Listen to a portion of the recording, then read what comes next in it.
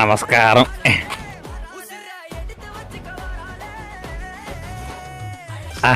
మీలాంటి వాళ్ళు ఉండబట్టే మా తాడుబోతులు కూడా మరే దొరుకుతుందమ్మా.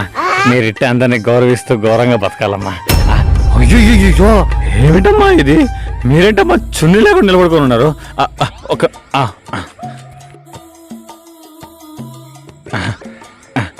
మన భారతదేశంలో స్త్రీలు ముఖ్యంగా వేసుకోవాల్సింది ఒంటి మీద చున్నీ. అది లేకపోతే అస్సలు బాగోరమ్మా. మీరు ఇప్పుడు లక్షణంగా లక్ష్మీదేవిలో అన్నారు. ఎప్పుడు కూడా చున్నీ లేకుండా బయటికి రావద్దు, ఓకేనమ్మా? నమస్కారం అమ్మా, పోయిస్తాను.